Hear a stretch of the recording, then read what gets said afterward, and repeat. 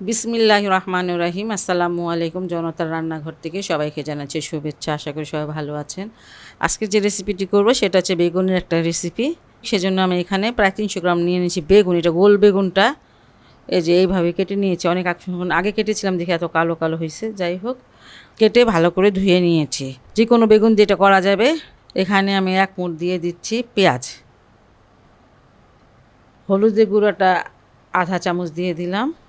ধনিয়ার গুঁড়া হচ্ছে আধা চামচ, মরিচের গুঁড়া 1 চামচ, ঝালটা নিজের মতন করে দিবেন।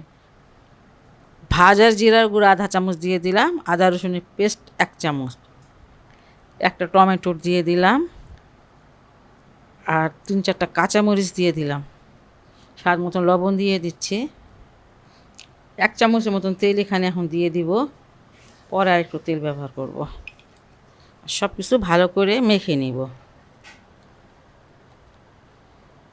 সব মশলা দিয়ে সুন্দর করে বেগুন টমেটো সবগুলোকে মেখে নিতে হবে। ঝটপট একটা রেসিপি। এটা লম্বা বেগুন দিয়েও করা যাবে। এটা মাখিয়ে নিয়েছি, এক সাইডে সরিয়ে নিচ্ছি। এবার ফ্রাই প্যানে 1 টেবিল চামচ তেল দিয়ে দিয়েছি, আর তেলটা গরম হয়ে গেছে। আর এখন এই বেগুনগুলো দিয়ে দিব। বিসমিল্লাহির রহমানির রহিম।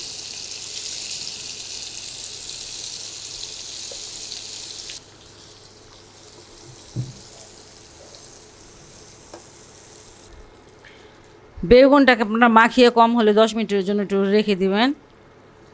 তারপরে রান্না করবেন, তাহলে খেতে স্বাদটা বেশি হবে। যাই হোক, এটা কিন্তু আমি এখন ঢেকে দেবো। ঢেকে দেবো, এখানে দাঁড়িয়ে থাকবো, আবার উঠিয়ে একটু নেড়ে দেবো। যাই হোক, এটাকে আমি ঢেকে রাখছি কিছুক্ষণের জন্য।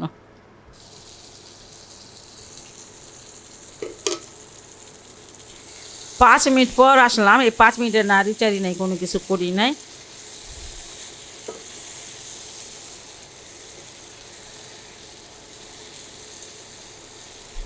এইভাবে আরও কিছুক্ষণ নেড়ে এটাকে আরও নরম করে নিতে হবে বেগুনটাকে। আঁচটা এই মুহূর্তে আমি একটু কমিয়ে দিব। আবার একটু ঢেকে দিলাম। আবার 5 মিনিট পর আমি আসলাম। এই পর্যন্ত কোনো পানি দেওয়া হয় নাই। আর বেগুন তো এমনি একটু নরম জাতীয় সবজি না। আপনি যদি চান এই মুহূর্তে একটু পানি দিতে পারেন। দিলেও খুব কম, 1 চামচের মতন পানি যে একটু আমি দিলাম না। 1 চামচ হবে, 1 টেবিল চামচ হবে, এর বেশি আর পানি দিব না। কারণ এটা পানি পানি তরকারিটা ভালো লাগবে না। যাই হোক, একটু লবণটা দেখে নিই আমি। এখানে 1 পিস আমি নিয়ে নিয়েছি আর মাছ। এটাকে একটু লবণ আর হলুদ মাখিয়ে তারপরে ভেজে নিয়েছে। আর এটা আমি দিয়ে দিব। আমি 1 পিস নিয়েছি, আপনারা অবশ্যই বেশি দিতে পারেন। আমি এটাই দেখালাম যে 1 পিস দিয়েও রান্না করা যায়। আমি এটা ভেঙে ভেঙে একটু দিয়ে দিচ্ছি, এটাতে এটার টেস্টটা অনেকটা বেড়ে যাবে। এখানে আমি এরকম 4টা মরিচ দিয়ে দিলাম, এটা ফ্লেভারটা ভালো আসবে। আর কিছুটা ধনিয়া পাতা দিয়ে দিচ্ছি।